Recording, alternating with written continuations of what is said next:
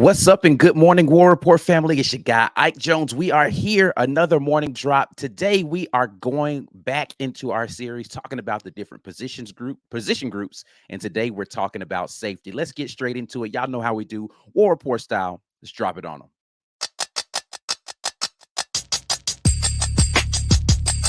You are now listening to the War Report. Morning drop Monday, August the 7th. We are here. My guy B Will in with me this morning, talking a little more Auburn football. Of course, 'tis the season to talk football, man. And we're just going back through evaluating position groups today, talking about safety. But morning drop today, as always, is brought to you by the Rogue Shop. Make sure you guys head over to rogueshop.com using code report to get a little something off your purchase.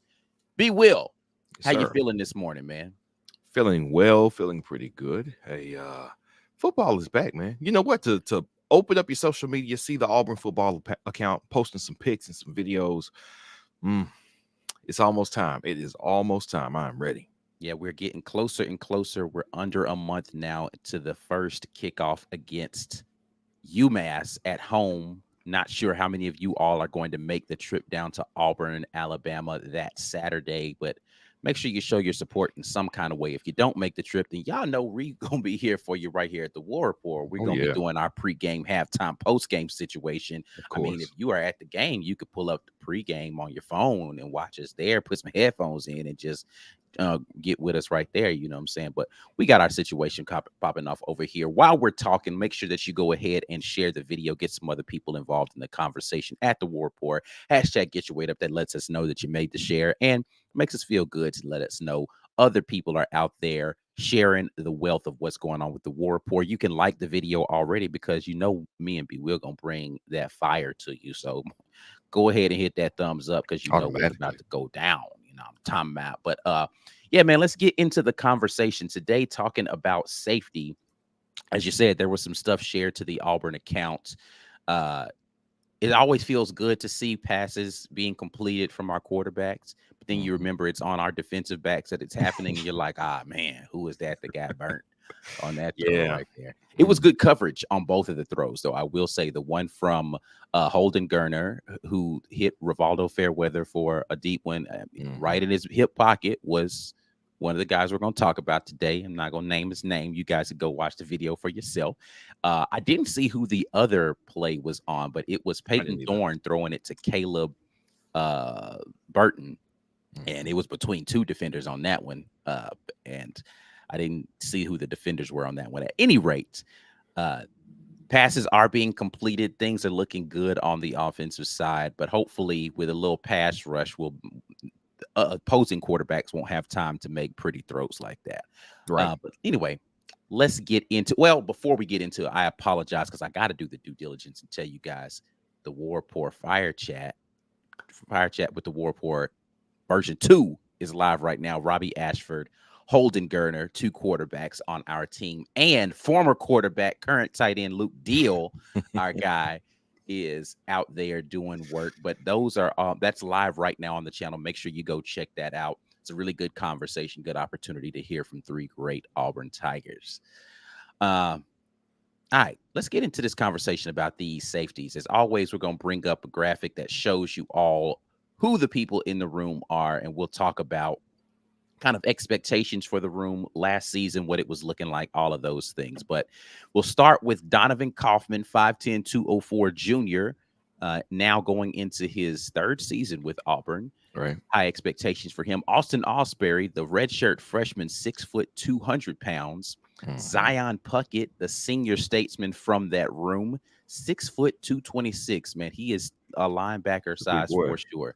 Marquise Gilbert, as you remember, he was the transfer JUCO #1 rated safety out there. He is standing at 6 foot 2, 186.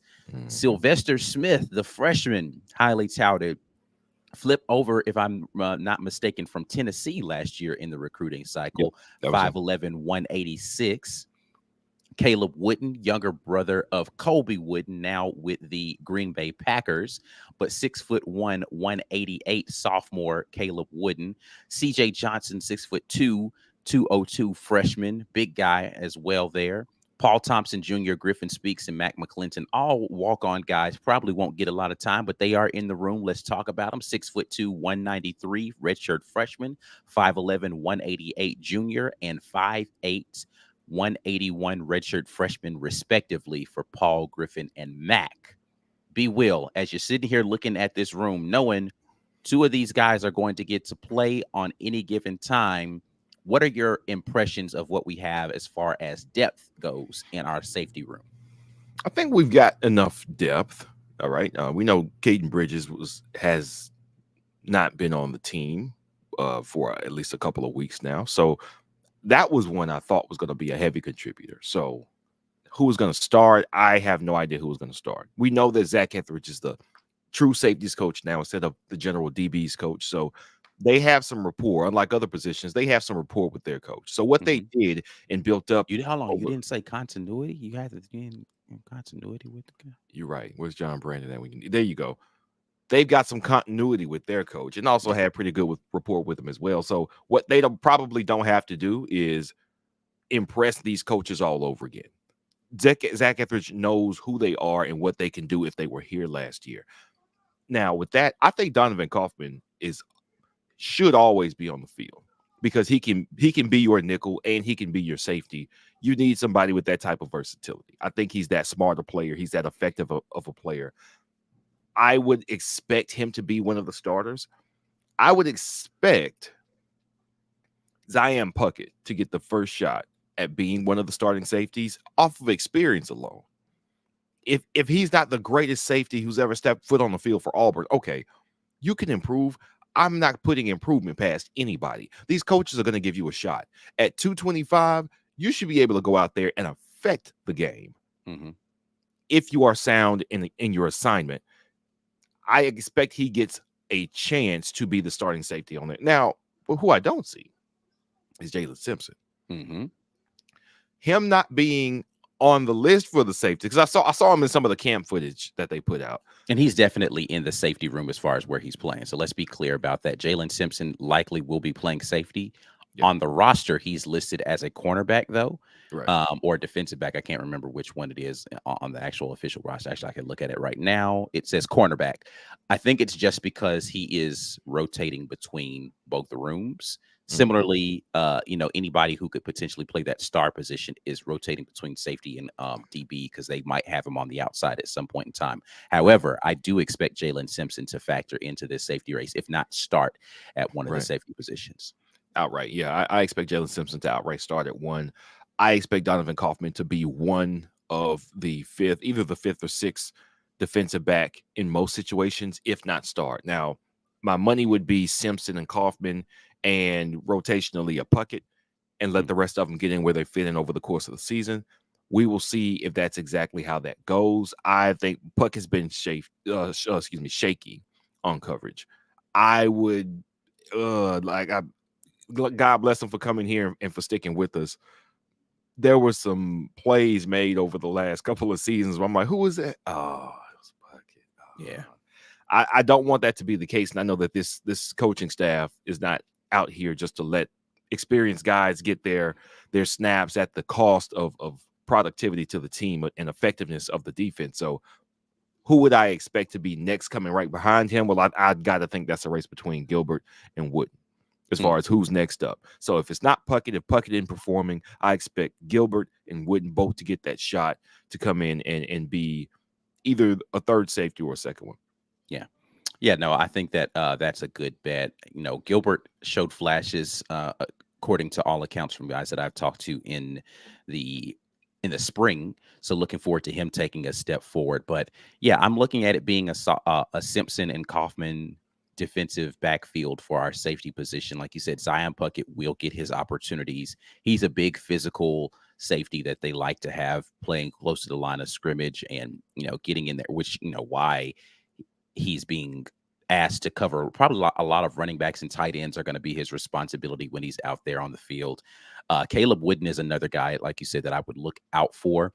And I'm excited about the young guy, Sylvester Smith, in this room. I don't know how many reps Okay. he's going to actually get this season just because it's a stacked room, but I am excited about what he potentially brings to the room. Mhm. A lot of people like the physicality that he brings.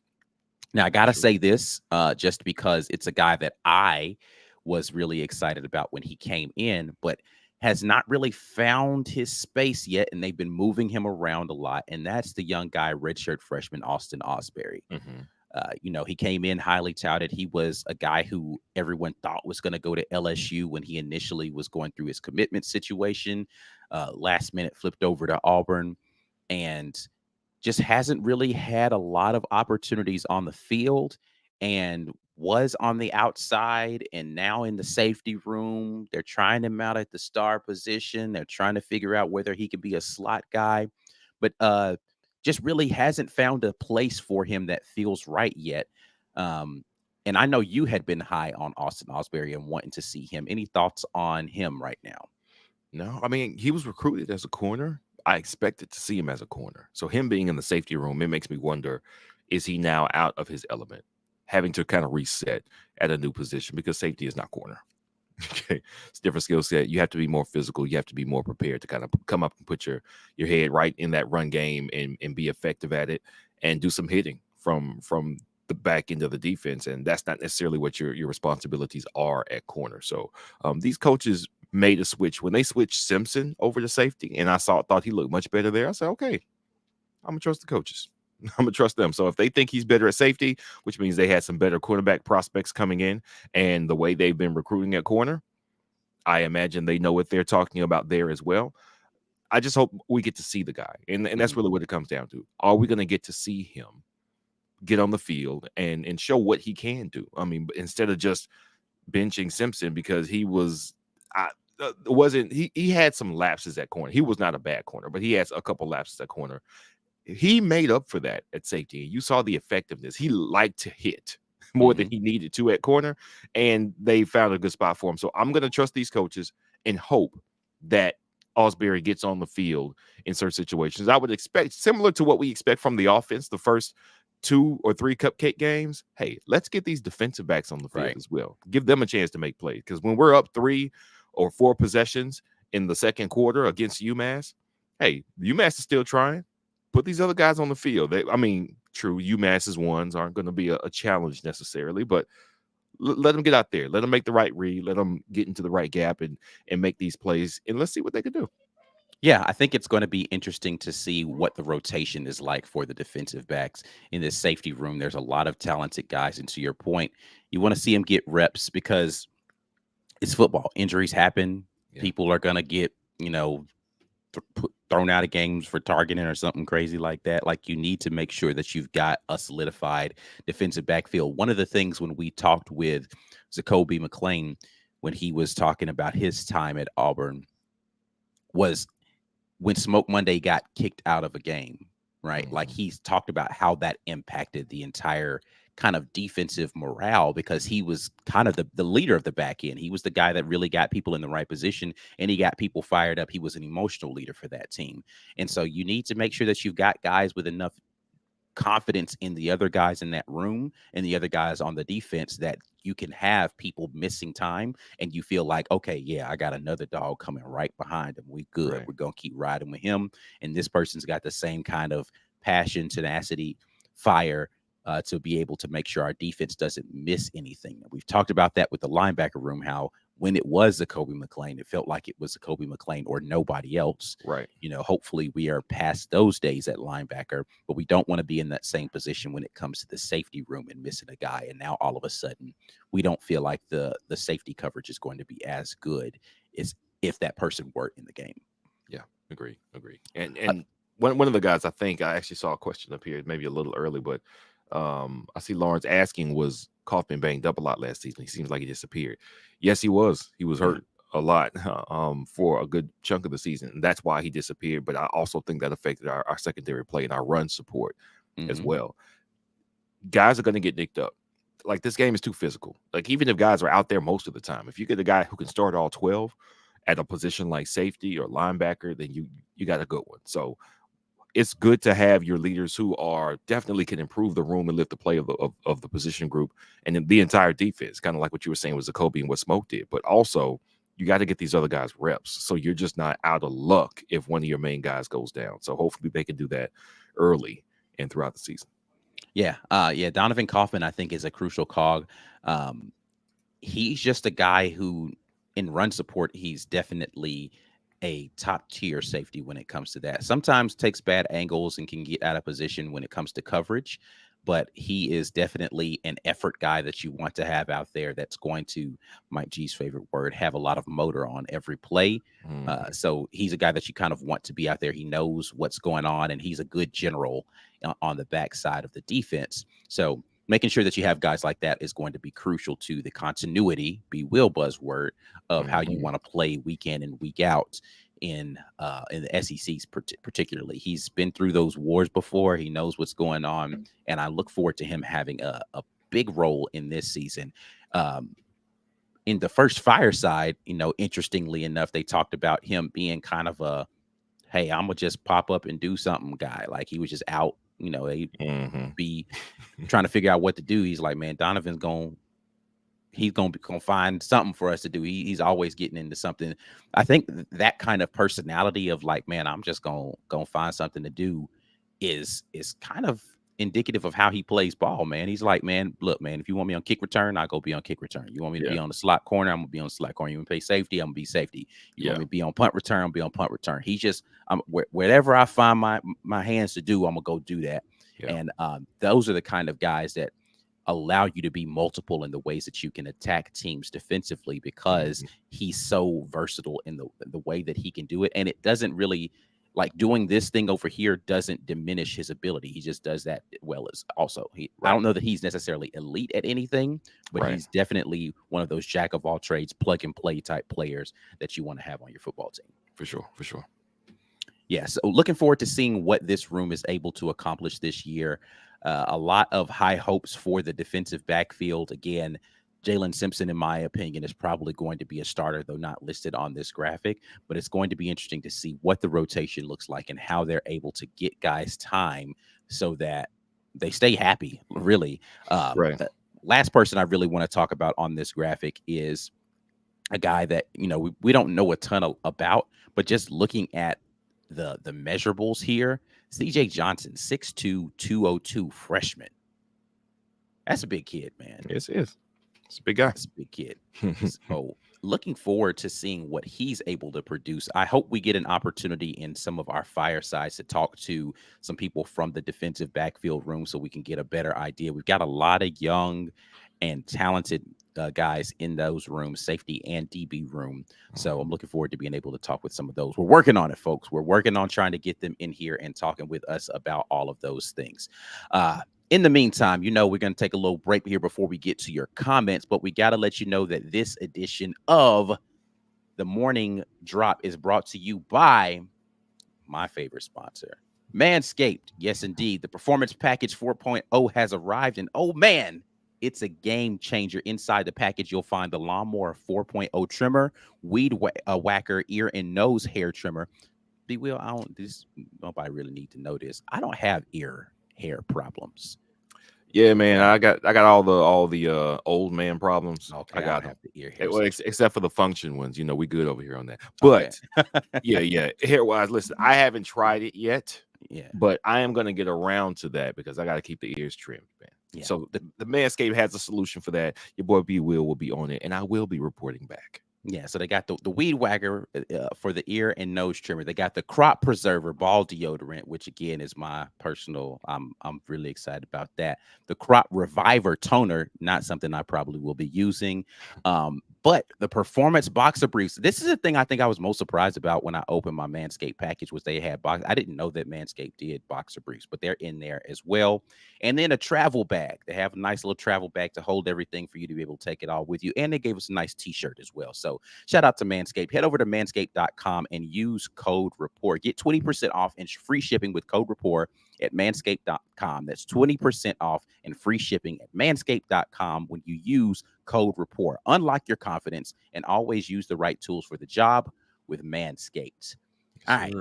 Let's get over here into the comment section to see what you all are dropping on us here this morning. Chris Dixon gets us started off saying he's trying to watch the new Fireside, but had to hop over here first. Again, you guys need to go check out the Fireside live right now. Holden Gerner, Robbie Ashford, Luke Deal sat down with Mike G around our Golden's Cast Iron Fire Pit, talking a little ball. Got 2298 vintage out there serving up the vittles. Everything was great. It's fantastic. I didn't get a chance to do it because I had other things I had to do. You know what I'm saying? I was mad I wasn't able to be there, but I will not miss the next one. And we already have another one scheduled. I'm not telling you who's coming to that one. Just know that it's going down, and we're going to get some top tier content for you guys popping off. Absolutely. Tori Dickerson jumps in. My guy. Morning, guys. Where is the T Love being slotted if he's not at safety? Terrence Love is who we're having the question about. Let's see what they have him listed at on the roster right now. Terrence Love. He just got here this summer, right? Yeah, he actually is in the safety room, and I left him off the graphic. My bad, Terrence Love. I apologize. 6'2", 211 freshman from Atlanta, Georgia. Terrence Love is on the safety roster, and I left him off. That is my bad. I'm glad you put that there, Tori. So, yeah, Terrence Love should have been on that graphic right there. He will be in the safety room, and he's another guy that everybody was very excited about coming in. Right. A hard hitter, physical guy. So, yeah, definitely want to show some love to Terrence Love. Let's see who else we got on here. Dana Jones. I've heard talk of Osberry and Smith getting reps at Star as well. Star backer, for those of you who don't know, is that hybrid DB linebacker. Likely going to be a lot of reps for my guy, Keontae Scott, who, again, not listed in the safety room, but slot corner / star linebacker. Keontae Scott doing a lot of that. But this makes a lot of sense for Osberry and Smith. Smith being a more physical young man. I think Terrence Love is another guy who could probably slide over there and play a little star. I'd be surprised if Donovan Kaufman doesn't get a little bit of opportunity at star as well. Right.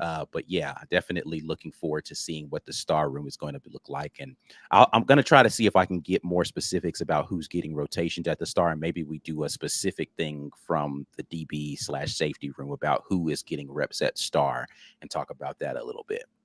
Maybe that'd be a good idea. Yeah, make that happen. Lawrence Robinson says that was a beautiful pass, though hard to cover a perfectly thrown ball. It was a beautiful pass. It was a beautiful pass. If Holden has nothing else, I think we said it yesterday. I think it was Mike G said he has the best arm talent on the team. Yes, he does. Unless Hank Brown is elite. I haven't seen Hank Brown. We won't know. Yeah. We won't know until we see him. But right now, as far as people we've seen throw it, Holden's the best one. Yeah. I think that he's got a good opportunity to surprise some people in this QB race. We've talked about that a few times. Looking forward to seeing what he's able to do. I didn't want to talk about it, but apparently Corey did. That Fairweather cooked Puckett in the Gerner video. Yeah, he did. Yeah. I don't know, but see, like cooked, I don't know if that's the right way to say that because he was right there, right? Like it wasn't as if he was in the shot, right? Yeah, I mean, he's literally reaching over his shoulder. It was just perfect. Like it. What else do you want him to do? Maybe he high points it a little bit better, but he was there. Yeah, he was step for step, stride for stride, which is good because Fairweather can move. So that means Puckett is out there moving really well, and Puckett's a big dude to be moving. What? Let me see what the size difference is between those two. So let's go and find. So we know Puckett's 6 feet 226. Fairweather is 6'4", 251. Good Lord, that's a big dude, man. That's a big dude to be moving that fast, man. Okay. Hey, listen, I'll go ahead and say that 80% of the linebackers and safeties in the country are going to have a problem staying step for step with Rivaldo Fairweather. Yeah. Moving at this size, man, 6'4", 251, and he is in motion, bro. Yeah, I need to see the season. I need the season to get here.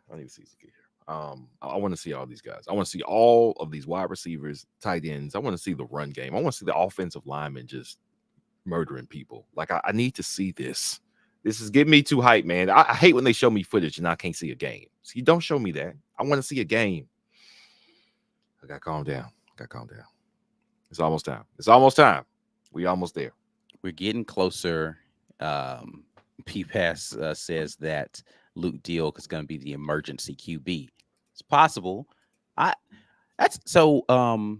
Unfortunately, I had to watch this reality play out on an NFL playoff game of all games. That's right, you did. Yeah.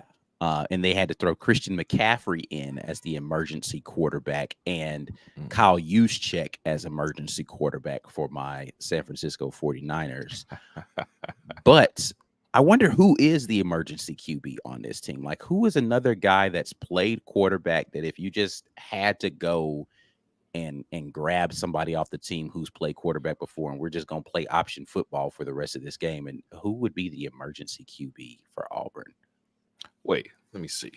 So we're assuming we get past number 4, Hank Brown. Yeah, Hank Brown is also hurt, and they've got to go to a 5th guy, which, I mean, they've got walk-on guys that are there. It's a little different for college because you've got so many quarterbacks that you could access with the walk-ons and all of that. But I do wonder, though, if we get into an emergency QB situation, who is Auburn's emergency QB? That's a good question. I would expect it's a wide receiver or a running back because they usually have played in high school. a lot of those guys who are like just super athletic played quarterback when they were in high school. But I don't know what the answer to that question would be. Let me go ahead and grab this. Lawrence says Coy Moore, even though he threw that pick against LSU. I don't think Coy Moore wants any more parts of playing quarterback in the SEC, man. So, yeah, I don't think so. Let's see. There was another one that I saw here. Lawrence again says Papo is probably the only linebacker that could keep up with a player like that. Listen, man, Owen Papo is fast enough for sure. Question is whether or not he'd be in, because a lot of it is not just speed, right? Like coverage is not just about speed. It's about if you get beat early, it's hard to catch up, which is why you see guys that have a ton of speed get burnt still. Yeah. Right. Because by everybody's account, and this is not to pick on the young man because I still think that he's talented.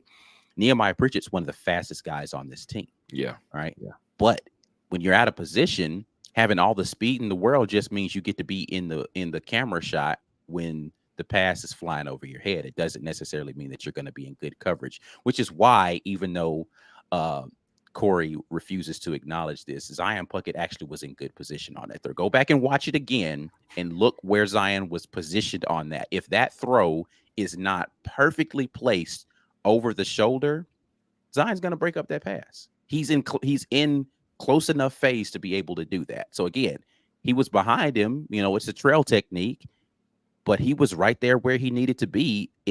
Your job as a DB is, if you can't be in the position to make it impossible for the completion, you need to be able to take advantage of a near miss by the quarterback.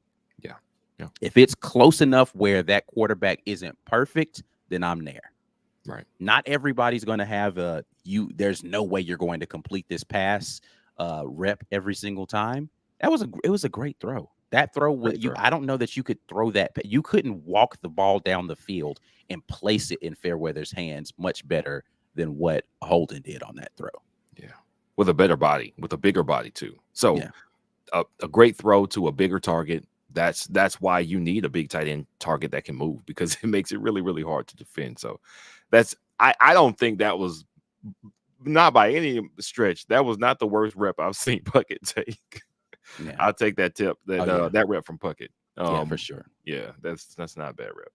Yeah, absolutely. We'll take that rep because, again, a throw that's not placed in the perfect position, he's right there to be able to break that up. And that's really what you want to be able to see your guys have on a consistent basis. I'll take that one all day over some other reps that I've seen from some other guys out there that aren't making the social media runs right now. So, yeah, for sure. All right. Well, we are going to get out of here. We appreciate you guys dropping in with us again this morning. Make sure that you like the video, subscribe to the channel, all that stuff. Again, today's morning drop brought to you by rogueshop.com. Use code RAPPORT, get 15% off your purchase when you head over there. We will be back at you tomorrow with another morning drop. Don't know what we're talking about yet, but tune in to find out, and we'll let you know. But we have fall camp is still going on right now. I'm sure there will be more storylines coming out of that. Until then, and the next time, as always, War Eagle. Peace.